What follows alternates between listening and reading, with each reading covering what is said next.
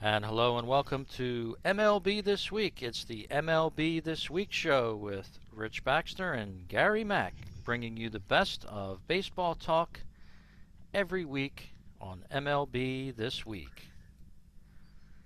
And hello everyone, my name is Rich Baxter, And I'm Gary Mack. and we're bringing you the best in baseball. It's the MLB This Week Show, and this is our seventh show already, Gary, and May is in the air, it seems like. Yes, it is, Rich, finally, and maybe we'll get to start to see some warm temperatures. I know the Mets and the Phillies got rained out of the game in an absolute monsoon on Wednesday rather. It was terrible here, and I'm pretty sure it was bad there because they called the game like at 1:30 in the afternoon. So terrible rains, but some sunshine today. And let's hope the nicer weather is on a horizon. Yeah, that's for sure. In the Philadelphia area, it was calling for possible rain showers this afternoon, but we stayed away from it. And as you said, New York probably had a little of that weather later on in the afternoon. But all in all, a great week for baseball, and we're already into May. And Gary, your first story up this week is about MLB balloting for the All-Star game already underway. Yes, it started July 15th. The All-Star game is this year, and it will be played in Minneapolis. And as Rich said, the balloting is underway, and you can go to MLB.com and vote for your favorite players. So it seems like it's starting early this year, but it's underway. Yes, it is. And when you're at the ballpark, I know I used to have a Sunday plan for many years, and you see the ushers walking up and down the aisles with the tickets for the ballots. It's kind of hard to believe that the season just got underway, but we're already about 5 to 6 weeks into the season, depending on which season you start from. The Australian start with the Dodgers, Yes, yeah.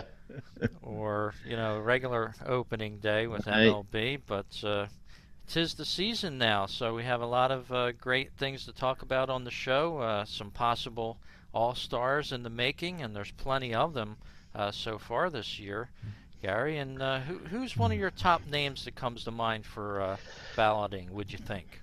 Wow, he just went on a DL, but I think you'd have to consider Ryan Braun with the Milwaukee Brewers off to a good start, and of course Carlos Gomez. And if I might be a homer for a second, you really have to consider Juan Lagares with the New York Mets in the outfield. He's just having an awesome year. He just came back from the disabled list, and in the Colorado series, he went, I believe,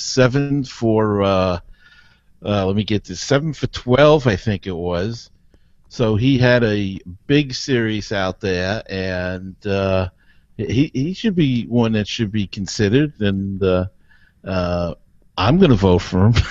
Yeah, yeah. And you go out west, you have Yasiel Puig, has just been on fire.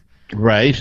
And how about Zach Greinke starting the season off? I believe he's 5-0 so far, undefeated for the LA Dodgers. You got All to right. pencil him in on there, so it's going to be a really great ball game It is. out there in Minneapolis, and it's just an awesome time with baseball around the All-Star games. I love those games. Well, the pennant races start to formulate more, and it's hot, and it's just summer. It's just baseball, and that's why we love it so much. That's for sure. Well, around the MLB and baseball, we're going to talk about this story next. It's the baseball replay news story.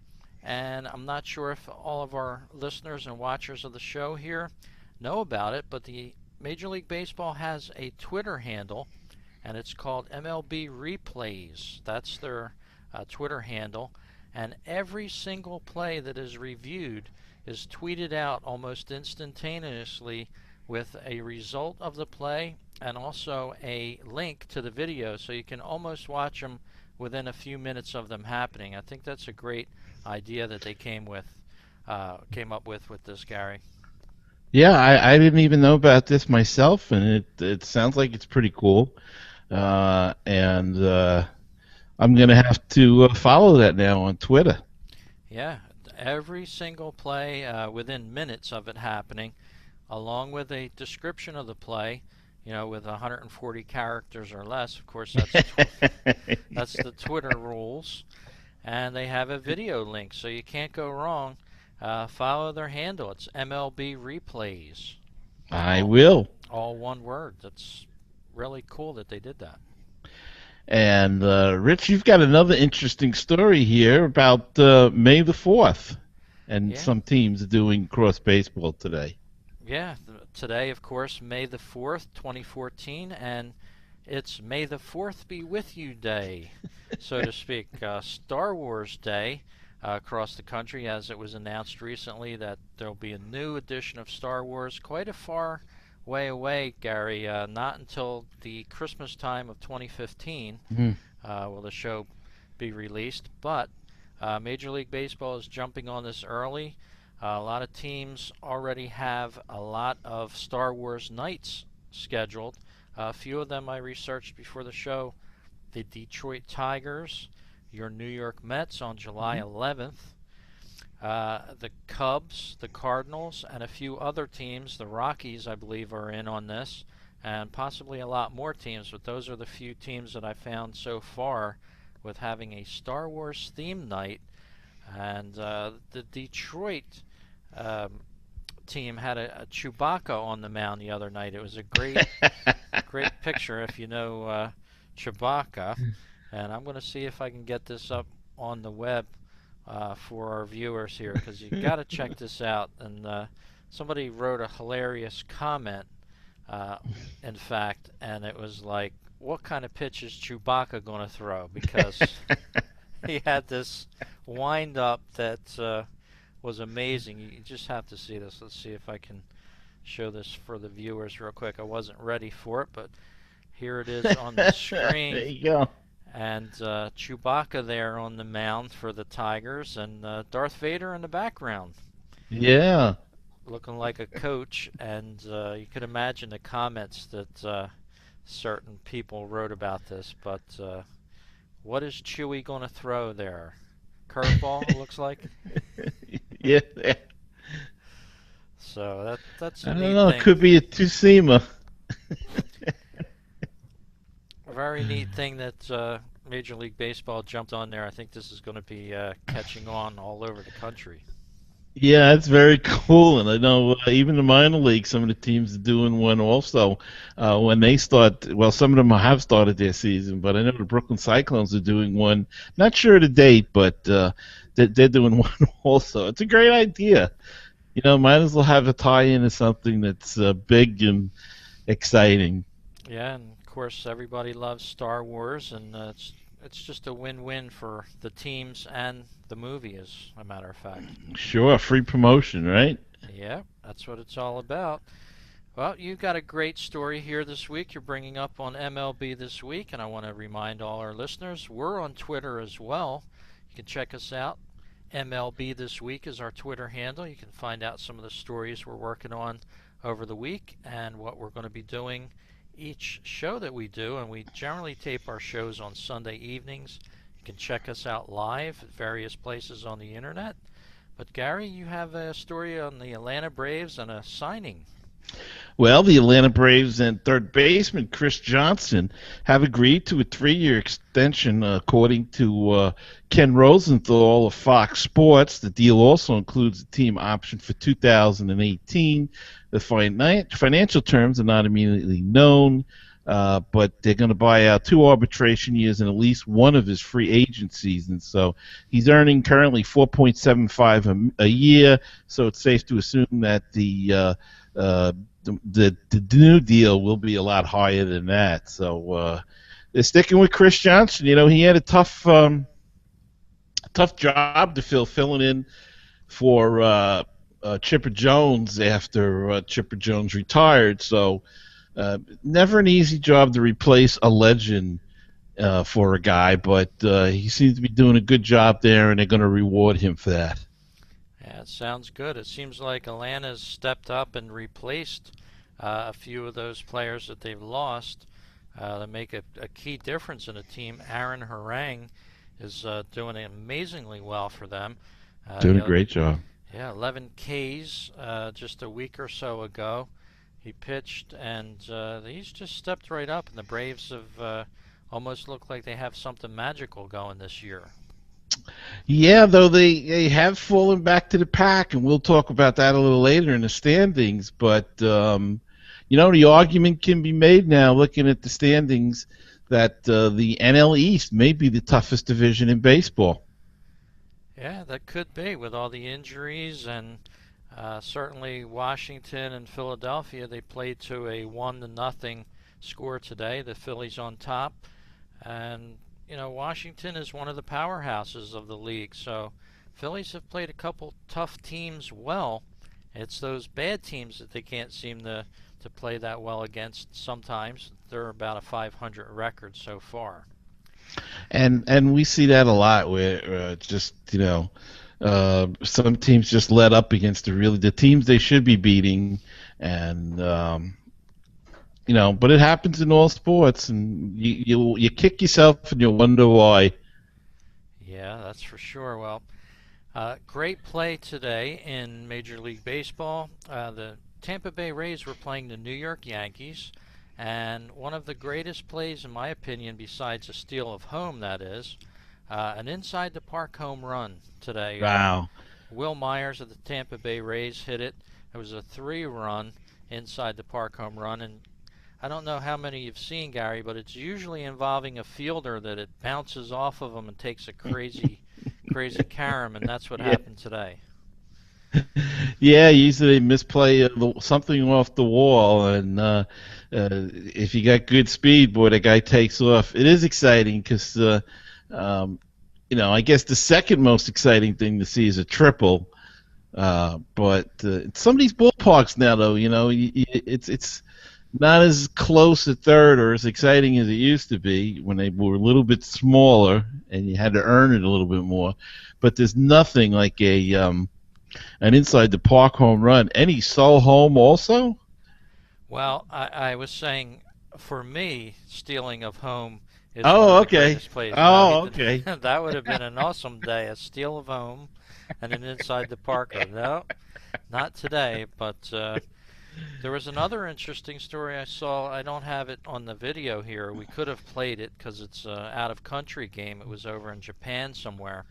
There was a player who stole home, and he was just about to score when the pitch came in, and the player had fouled the ball off. So Oh. it was a animated GIF playing as the player slid into home, and the player at home plate just made contact with the ball. So Oh my gosh. that was tough. Well, speaking of the Middle East and Asia, they love their baseball over in Asia, and maybe sometimes a little too much. As there was a story this week, not in MLB, but a baseball fan angry at a possible blown call ran into the field during a game in South Korea and attacked an umpire. According to Twitter and reports in the media, the Associated Press reported that an unidentified 30-year-old fan ran into the field in the seventh inning of a game Wednesday night between the Kia Tigers and the SK Wyvums at Kwang Ki Championship Field, the home ballpark of the Kia Tigers, and attacked the umpire. And I know they're passionate over there about their baseball, but sometimes it could be taken a little bit too far. Yeah, I'll say, God, just we get upset at our umpires here, but nothing like that. We hate bum calls, but don't attack them. Yeah, right. you know, and I wish we had some video to show our listeners that are watching us on YouTube here, our MLB This Week show on YouTube, but unfortunately we do not have the video of that. Yeah. Probably an ugly scene anytime Yeah, somebody attacks an umpire, that's for sure. probably. Well, moving on to our next story this week, you've got a story on Mike Pelfrey. Turned in another terrible start. Yeah, Mike Pelfrey's been struggling the last few years after having Tommy John surgery, and he allowed 5 runs in 4 innings last Thursday against the Dodgers to drop to 0-3 with a 7.99 ERA on the season. And he was pretty lousy last year. He went 5-13 with a 5.19 ERA in 29 starts. Yet Minnesota felt the need to resign him, gave him a 2-year contract worth 11 million. So now, after that, though, in 5 starts into the season, it looks like they're going to dump him from the rotation, at least, as manager Ron Gardenhire told reporters that the coaching staff will meet to discuss the options with Pelfrey, but Samuel Dodorio, who is available to step in the rotation if needed, and they also have a top prospect, Alex Maya, waiting in the wings at Triple A. So Pelfrey, an ex-Met, and a bulldog of a pitcher, but he's been having some rough times, and of course missed the season with the arm injury. And there are those that say he came back too quick, and maybe he's still trying to build up. Sometimes these guys just gotta take the time, build up the arm strength again, and don't push it, and then see if you can get back to where you were before. Yeah, and that goes to show you how bad they need pitchers if they're going to give him a 2-year deal for $11 million. Granted, he is Mike Pelfrey, and he Right. may come back, but $11 million for a pitcher that went 5-13 doesn't sound like a great investment. Right. Not at this point. So we'll keep an eye on Mike Pelfrey for all the Mike Pelfrey fans and the Mets fans out there. I'm sure there's plenty. Still, they always have a following. You know, I've always stayed in touch with some of the pitchers that have left the Phillies over the years, and I'm sure a lot of people out there will really like that story. Yeah. So, Rich, what's new in today in baseball history? Well, from the National Baseball Hall of Fame, Gary, today's baseball story from May 4th, 2014. On this day in 1975, Bob Watson of the Houston Astros scored the 1 millionth run in Major League history. They keep track of all those runs, and apparently this is the 1 millionth run that was scored. He scored on a Milt Mays 3-run homer as part of the Astros' 8-6 loss to the San Francisco Giants in the first game of a doubleheader out at Candlestick Park out in San Francisco. So what a claim to fame to score the 1 millionth run in Major League Baseball history. I'll tell you, that's a lot. You just have to wonder sometimes if some of the records going back to the early days, whether how accurate they were. Apparently, they must feel they're pretty accurate. That Yeah, that they counted them, but yeah, you would have to wonder a little bit about that because you do see different stats and standings sometimes being miscalculated over the years. It depends when you start scoring certain runs, what era you're talking about. So you're right. It's sort of, but this apparently, according to the National Baseball Hall of Fame, was the official 1 millionth run scored in baseball. That's a lot of runs. yeah, I wonder what they're up to now. Yeah, you figure that's 30 some odd years ago. They got to be up to Yeah, probably 1.25 million, I would at think. least.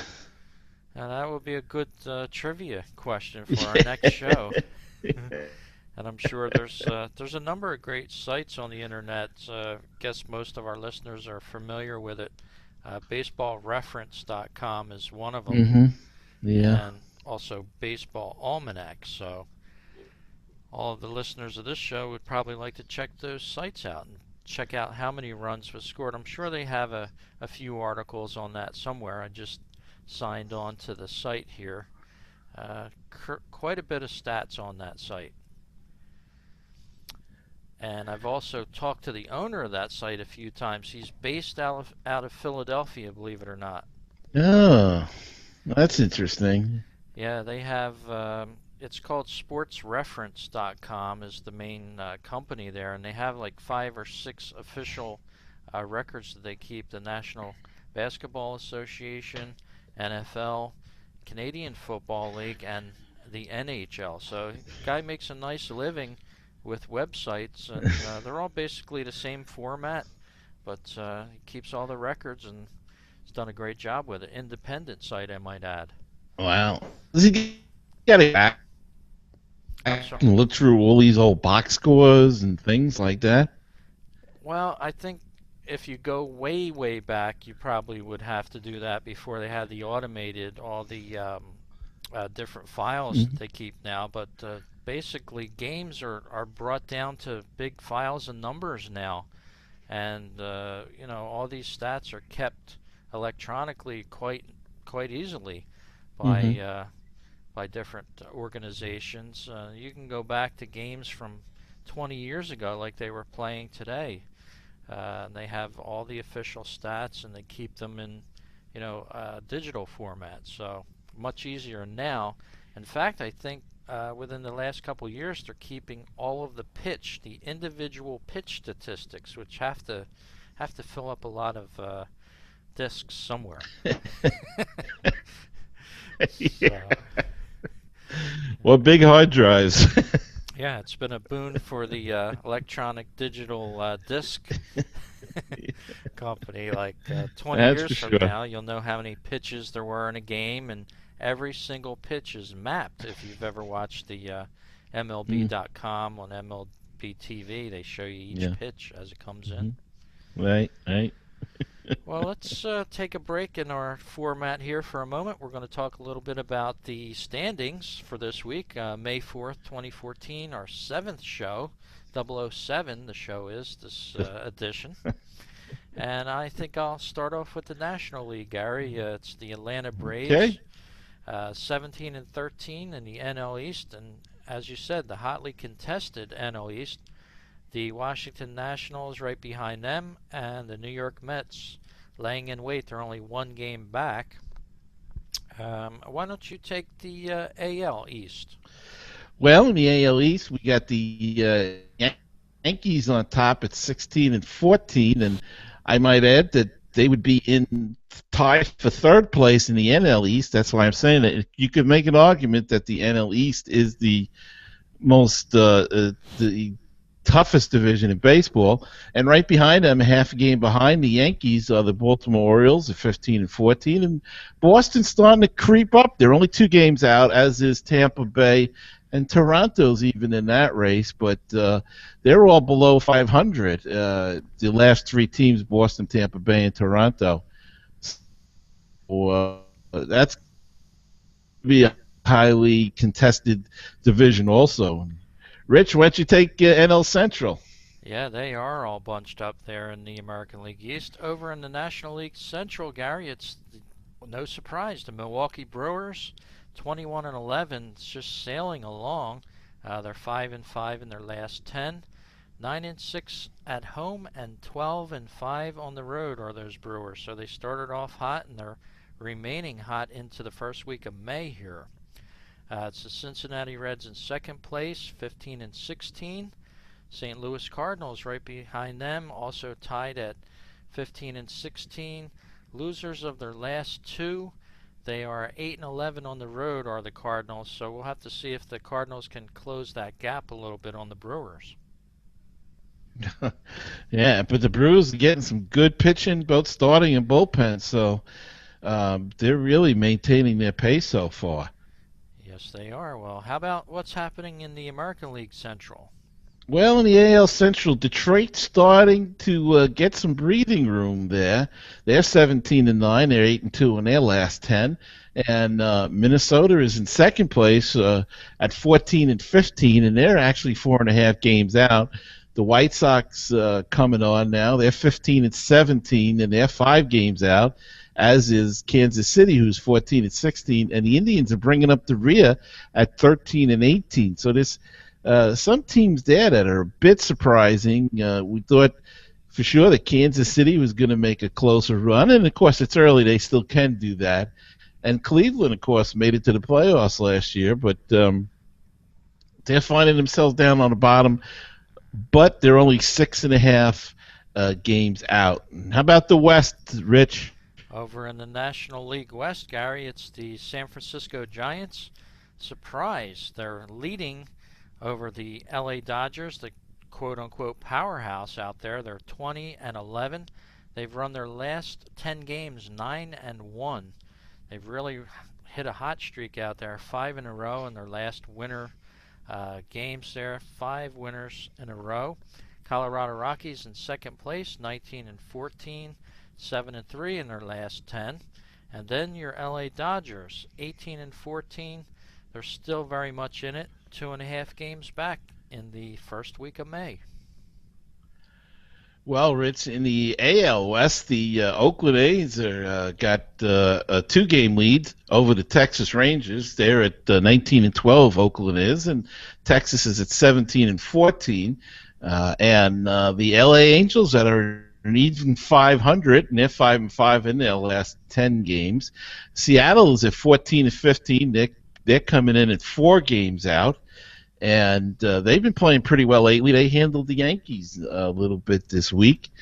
And Houston's bringing up the rear 10-21. And I don't know if that's their record, but I don't know if it's representative actually how they played on the field. They've got some good young players, and I think we're going to see some improvement with them.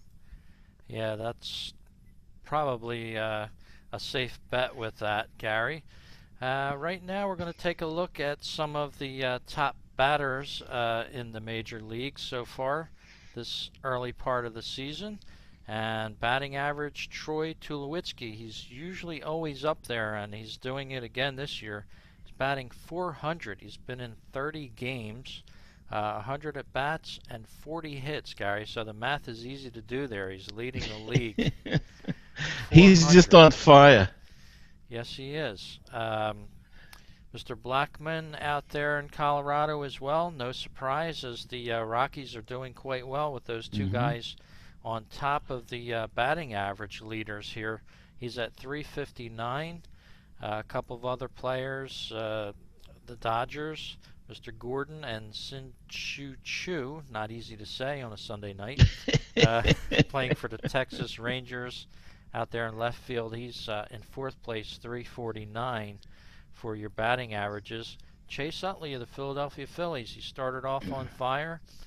Still pretty good at .346. He's 5th in batting average so far.